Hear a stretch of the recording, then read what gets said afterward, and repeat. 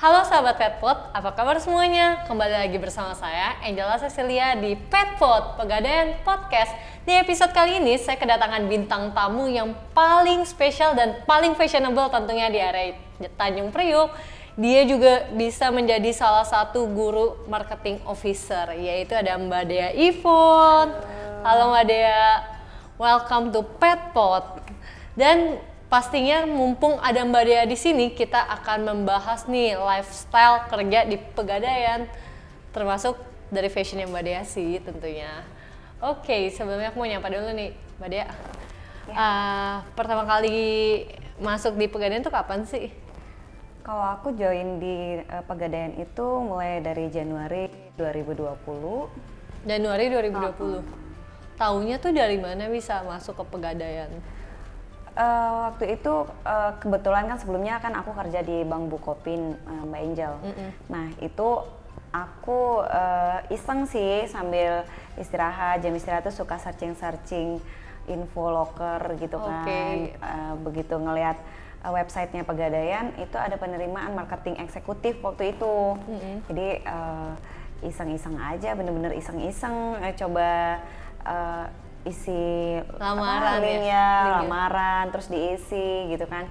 Tahu-tahu dipanggil, ya udah ikut aja rangkaian tesnya.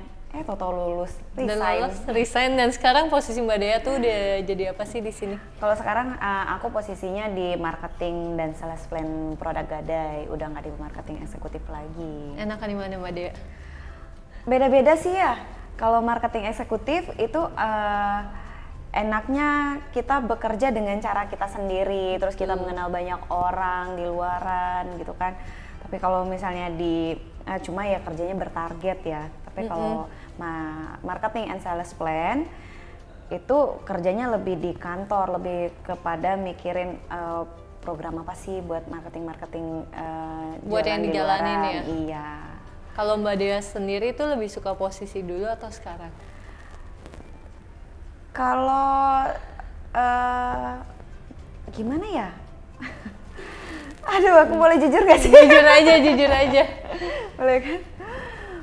Kalau untuk sekarang sih lebih ke posisi yang sekarang ya, karena betul memang nggak mikirin target lagi gitu kan, nggak mikirin harus hari ini tuh harus visit kemana, harus nyari target kemana gitu, Mbak Angel. Betul, aku merasakan itu Mbak Dea. Soalnya kan pusing ya kalau nggak ada closingan. Kalau nggak ada closingan kita sendiri yang berasa nggak enak ke pimpinan cabang kita. Kalau kita penjualan tuh kan kayak closingan tuh harga dirinya orang penjualan ya. Kalau nggak ada closingan tuh ngapain aja di luar kayak gitu ngebatin kan. Ya padahal kita udah kerja banget. Oke, aku merasakan itu. Nah, kita back to the topic ya Mbak Dea. Mbak Dea kan dari aku awal masuk tuh aku selalu ngeliat Mbak Dea tuh fashionable banget. Kadang tuh aku envy banget lihat pakaian Mbak Dea. Wow. Aja. Gimana sih Mbak Dea apa ya cara menentukan pakaian yang akan dikenakan pada hari ini? Oh gitu. Gimana ya, aku kalau setiap hari itu dari hari ke hari, bahkan 1 minggu ke depan itu kalau aku kerja hari Minggu itu aku sudah harus mikirin hari Senin harus pakai baju yang mana, Selasa harus pakai baju yang mana, begitu sampai ke hari Sabtu Mbak Angel. Kalau sempat 1 hari nih nggak nentuin nih baju apa yang mau dipakai, itu aku kayak malamnya pas mau tidur tuh aduh besok pakai baju yang mana ya, baju yang ini kayaknya udah sering dipakai deh, baju yang ini kayaknya sering dipakai deh gitu. Jadi emang aku tuh orangnya terplanning semuanya Mbak dari hari, bayangin dari hari Minggu tuh aku udah mikirin 1 minggu ke depan harus pakai baju apa. Karena aku kerudungan, nah itu kerudungnya juga harus ready untuk 1 minggu ke depan gitu. Segitunya aku prepare kalau baju ya gitu. Kalau aku lihat di lemari apa aku ambil aja sih Mbak Dea. Nah aku nggak bisa kayak begitu. Jadi aku tuh tipikal orang yang pakai baju satu baju tuh bisa 2-3 bulan ke depan baru dipakai lagi Oh iya, gitu. aku selalu mengamati fashionnya Mbak Dea sih. Oke, ada nggak sih role model yang Mbak Dea anut gitu dalam fashion? Siapa ya kalau dalam fashion ya? Hanya Geraldine. Hanya Geraldine, kayaknya hanya Geraldine kan nggak hijaban ya Mbak Dea? Siapa ya?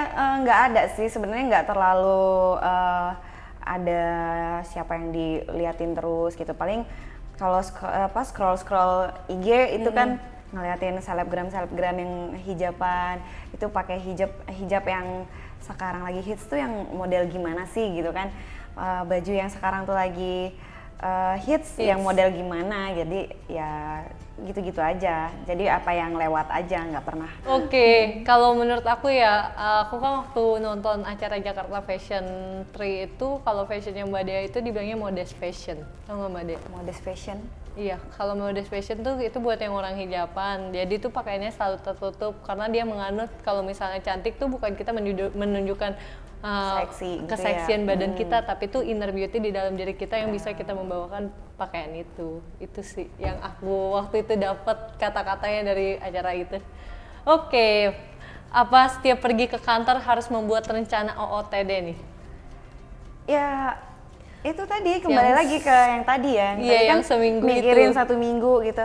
Aku sudah mikirin harus kalau OOTD tuh aku mikirin sih aku gitu loh. Jadi Soalnya kalau takut misalnya ketemu siapa gitu ya. iya, kalau Nggak kadang prepare. tiba-tiba harus visit kemana, ketemu siapa gitu kan. Kalau pakai bajunya sembarangan tuh kayak nggak pede gitu loh. Jadi kalau mikirin OOTD ya aku mikirin sih Mbak, hari ini bajunya apa kan, pakai celananya yang warna apa, misalnya kayak gitu. Sampai ke hijab dan sepatu pun aku mikirin, sampai ke kaos kaki pun aku juga mikirin. Kaos kaki? Itu jadi jangan sampai Serius, iya, mereka kaos kaki nggak kelihatan Mbak Dea? ya itulah artinya saking terplanningnya, kadang lebay ya. gitu Iya kan. sih, itu lebay sih kalau menurut aku. Tapi ya gitulah. Oke, kalau Mbak Dea tuh pergi ke suatu acara pernah nggak sih ngerasa, aduh gue salah kostum banget nih? Pernah sih ya, pasti pernah ya kayak begitu ya. Kadang ada undangan apa ya, paling ulang tahun gitu kan, ada ulang tahun terus kita mikirnya pakai bajunya yang santai aja deh, ternyata orang-orang pakai gaun gitu kan, jadi kayak yang salah kostum ya pernah lah pasti. Oh iya, sama ini pengen nanya sih Mbak Dea pernah nggak sih pergi ke suatu tempat ternyata kostum Mbak Dea tuh sama kayak orang itu? Pernah nggak ya? Pernah juga deh. Ketahuan banget ya belinya di Lumayan dia, toko Ren. iya. Aku jadi- pernah soalnya itu malu banget sih Mbak Dea, apalagi Iya udah gitu dia ngeliat kita ngeliat dia lagi Iya. kan, malu banget. terus duduknya sebelahan, aduh malu banget. Aku pernah pergi ke tempat makan tuh di GI, aku inget banget, terus aku beli bajunya di toko Oren. Lalu aku duduk di sini, dia duduk persis di samping aku, udah kayak, tau gak sih, udah kayak Baju kembaran seragam. gitu. Iya, itu aku langsung risih banget, pengen buru-buru keluar dari tempatnya tahu. Oh iya, Mbak Dea tuh orang yang ini gak sih, kalau kita mau ke kantor, ke pesta, selalu harus beli baju baru gitu? Oh, Kalau enggak ada sih. acara tertentu? Enggak sih, kalau aku tergantung aja. Kadang menyesuaikan, misalnya kalau ke pesta harus setiap ke pesta beli baju baru ya tekor juga ya. Iya Jadi sih. enggak, jadi kayak menyesuaikan aja. Kalau memang ada undangan yang dia ngasih nih dress code-nya harus begini, jadi dilihat dulu ada nggak stok yang di lemari tuh, ada nggak stok yang sesuai dress code yang ditentuin gitu kan. Tapi kalau memang mentok banget nggak ada ya mau nggak mau beli gitu. Tapi pernah nggak sih ngerasa kayak kehabisan outfit juga? Aduh ini udah gue Sering, pakai. itu mah kayaknya semua perempuan ya. Iya. Padahal udah Bajunya banyak rasanya di beli lemari. baju terus gitu kan, lemarinya sampai penuh gitu. Tapi pas mau pakai baju tuh bingung. Duh, kayak nggak punya baju. Kayaknya itu semua perempuan deh. Padahal kita masih bisa mix and matchin, cuma Iya, kayak bingung kan. tapi tetep aja Aku kayak- juga sih ngerasa kayak gitu, sampai kadang tuh kalau paket datang kayak mami aku langsung ngomel, ini beli lagi. Iya bagus, mentang-mentang baru gajian beli baju lagi. Iya, itu Karena tiap kayaknya- bulan beli baju nggak sih Mbak Dea? Semua perempuan deh kayaknya begitu. Oke Mbak Dea, next question nih dari aku sih sebenarnya. Karena pribadi aku kalau misalnya aku mau traveling ke suatu tempat tuh bajunya aku cobain semua dulu. Misalnya 7 hari, 7 baju tuh aku style-stylein buat day one, day two, terus aku cobain. Nah kalau Mbak Dea tuh gimana? Kalau aku di style-stylein iya juga. Nah, tapi lihat dulu ya mau travelingnya tuh kemana. Tujuannya tuh lebih ke alam, kayak gunung misalnya kayak begitu, atau lebih ke pantai gitu kan. Nah jadi sebelum jalan-jalan tuh aku mikirin nih, udah berapa hari aku mau pergi, sama kayak Mbak Angel, aku style-stylein, tapi aku nggak sampai dicoba gitu.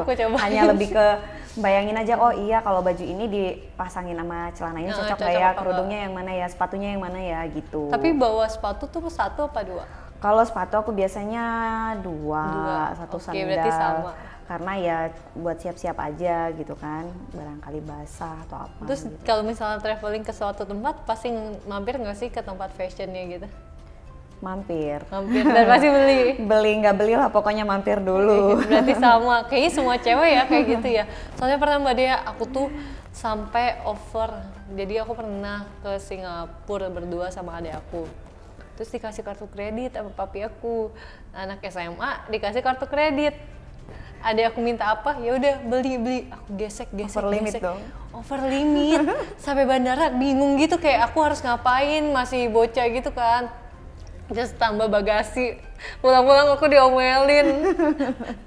Terus ini kartu kredit bukan buat dihabisin, aku sampai digituin gara-gara aku langsung belanja mulu. Tapi ya aku sih kalau traveling itu benar-benar aku baru menikmati yang namanya traveling kemana-mana itu pas aku udah bisa udah kerja dan bisa cari duit sendiri.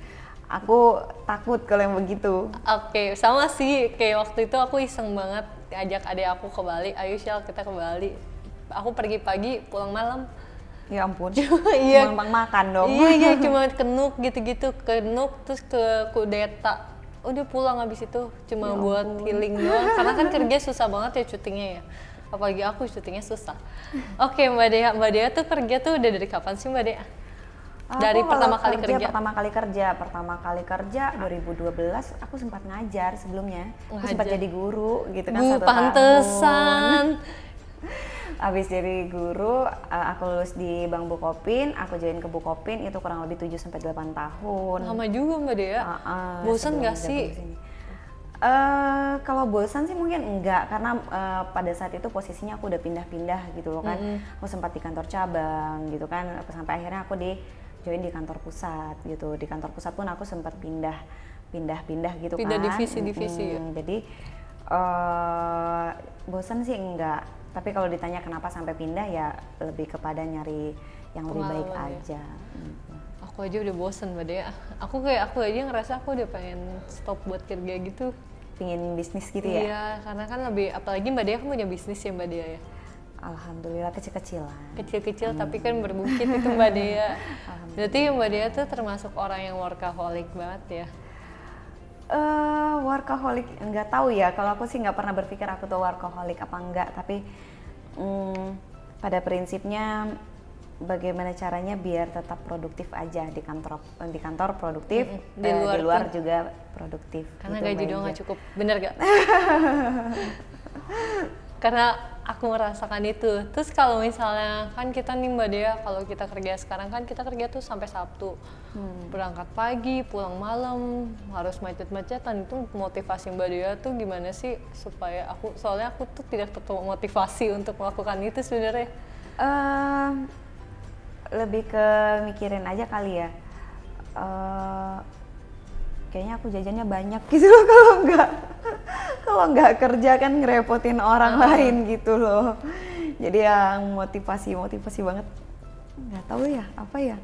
Yang udah kayak ini nggak sih kayak hal alamiah yang kita lakuin. Iya, gitu jadi bekerja itu udah kayak yang ya udah kewajiban setiap hari seperti itu gitu loh. Walaupun monoton tapi tetap harus dilakuin gitu ya. Iya, jadi waktu aku masih di marketing dulu Angel, aku sempet tuh kepikiran pingin resign karena memang bener-bener beban ya, mikirin target, mikirin aduh gimana udah tanggal segini tapi targetnya belum tercapai gitu-gitu tuh kayak yang aduh gitu loh. Ternyata di saat aku bener-bener sudah down banget, udah pingin ini, aku dapat info kalau aku dipindah posisi dan tetap sih sekarang aku juga masih mikirin target kan, cuman posisinya sekarang udah ada tim, udah kerja tuh udah bareng-bareng. Nah kalau misalnya tadi kan Mbak Dea tuh kerja tuh udah lama, work life balance Mbak Dea tuh gimana sih? Mbak Dea suka traveling atau apa? Ya itu tadi Kalau nggak pinter-pinter kita bagi nih waktunya Mbak Angel ya, kita stres sendiri gitu kan. Udah mungkin beban pekerjaan yang jadi pikiran kita gitu kan ya.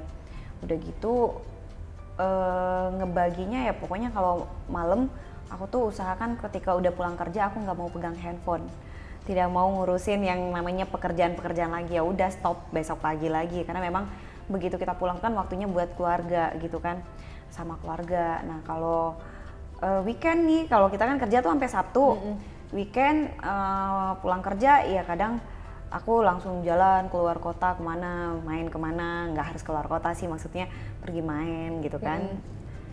Soalnya gitu. udah lelah bekerja banget ya. Iya, walaupun hari Minggu itu kadang pulang badan juga kecapean lagi, tapi kayak yang ya lumayan fresh gitu untuk hari Seninnya lagi gitu. Pernah nggak sih Mbak Dea selama bekerja tuh ngerasa kayak aduh badannya capek, terus emosionalnya kayak nggak stabil, kayak bad mood lah? Sering, sering dong. Itu gimana ngatasinnya? Kalau lagi bad mood, jangan diganggu aja. Jangan diganggu karena nanti juga bisa sembuh sendiri. Terus Mbak Dea, selama Mbak Dea bekerja, pernah nggak sih Mbak Dea memberikan diri Mbak Dea sendiri itu self reward? Kalau self reward ya pasti ya. Karena lebih ke self reward kalau aku tuh aku Kayak kepingin beli apa gitu kan.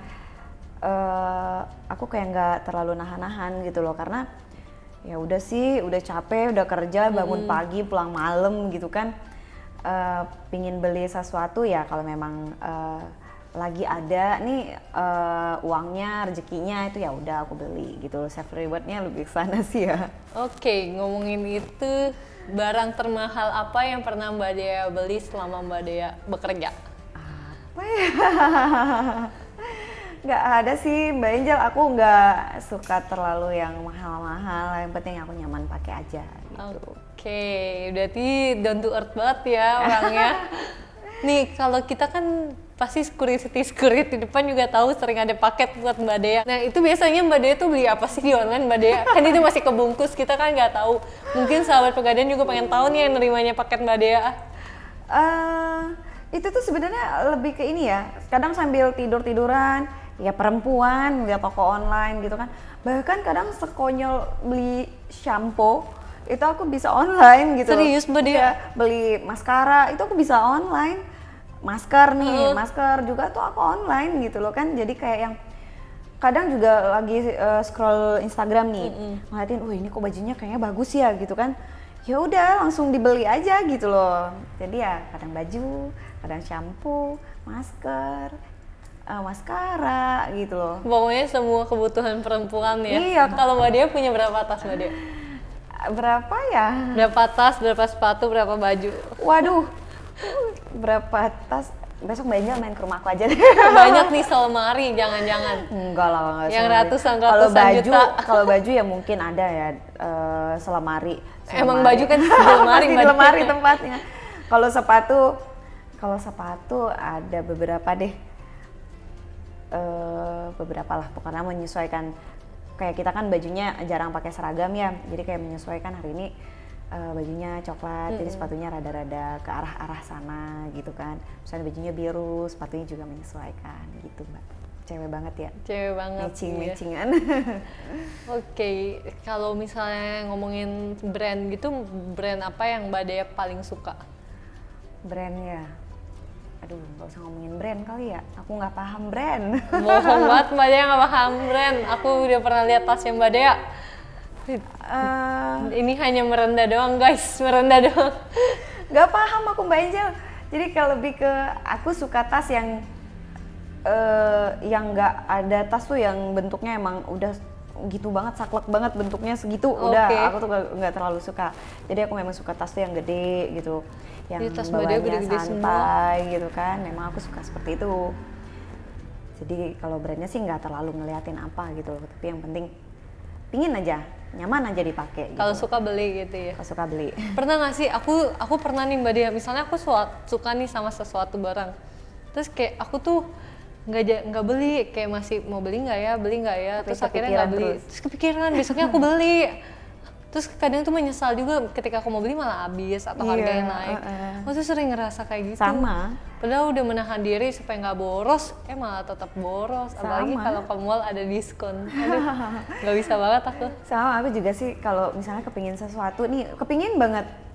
Cuma anehnya tuh kadang kepingin itu pas kita lagi nggak ada uang nih. Iya. Tapi kok ya pingin banget ya gitu loh kan. Abis itu sama kayak Mbak Angel kepikiran, mikirin terus pas mau beli abis gitu kan. Sama aja, aku juga gitu kan. Mungkin cowok-cowok tidak merasakan hal itu ya, yang cewek-cewek lebih merasakan. Mbak Dea pernah nggak sih nyiapin dana pensiun untuk diri Mbak Dea ke depannya? Oh harus ya. ya. Aku juga harus belajar sih, gimana tuh Mbak Dea? Kalau dana pensiun sih sebenarnya kalau dari perusahaan kan sudah ada ya, udah pasti ada gitu ya. Kalau untuk pribadi sendiri itu nabung sih ya harus ya. Nabung jadi apa? setiap gajian misalnya setiap terima gaji tuh aku poskan berapa gitu buat disimpan gitu walaupun sedikit-sedikit gitu kan. Ada yang tabungan dalam bentuk uang ada walaupun gak banyak juga gitu kan. Tapi aku juga pakai tabungan emas, Mbak. Tabungan emas. Tabungan emas. Jadi setiap gajian itu kan apalagi kita juga ada gaji yang dimasukkan ke dalam GCash ya. Nah itu biasanya langsung aku jadiin tabungan emas gitu. Jadi nabung emas terus walaupun sedikit-sedikit gitu kan. Karena kan tetap berbunga ya Mbak Dea. Berbunga ke depan. Maksudnya berbunga dalam hal kita bakal untung juga ke depannya. Iya, karena kan memang yang kita tahu kan emas kan harganya tuh cenderung naik ya. Kalaupun turun juga turun sedikit, habis itu naik lagi gitu. Nah jadi yang kalau pakai tabungan emas ini aku nabung nih walaupun cuma 100.000, pas harganya naik kan juga berasa Mbak.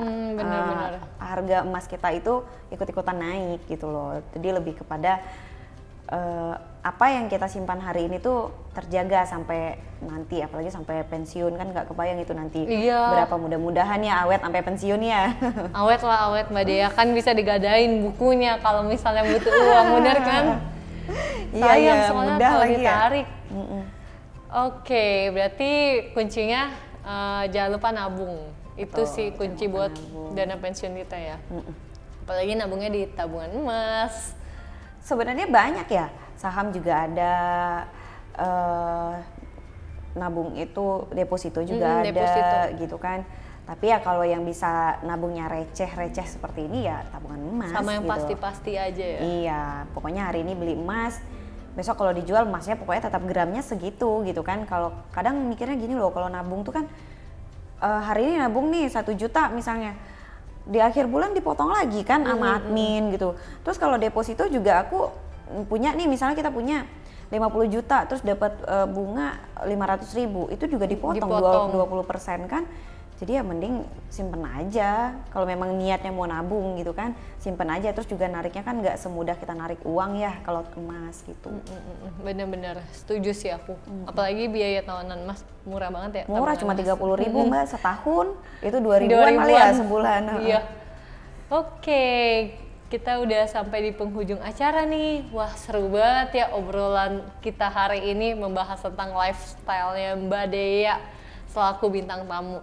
Nah, aku juga mau ngingetin ke sahabat Pegadaian di rumah, jangan lupa ya untuk pilih jasa layanan pembiayaan yang pasti, bukan tabungan emas hanya di Pegadaian. Karena bersama Pegadaian kita mengatasi masalah tanpa masalah. Dan aku juga mau ngingetin kalau Pegadaian tidak pernah ada yang namanya lelang online. Dan jangan lupa ya untuk sahabat Petpot yang mau memberikan saran, tinggal langsung tulis di kolom komentar kita. Dan jangan lupa untuk ikutin channel YouTube kita karena kita akan hadir setiap minggunya. Saya Angela Cecilia dan bintang tamu saya Dea Ivon pamit undur diri. See you in next episode. Bye-bye. Bye.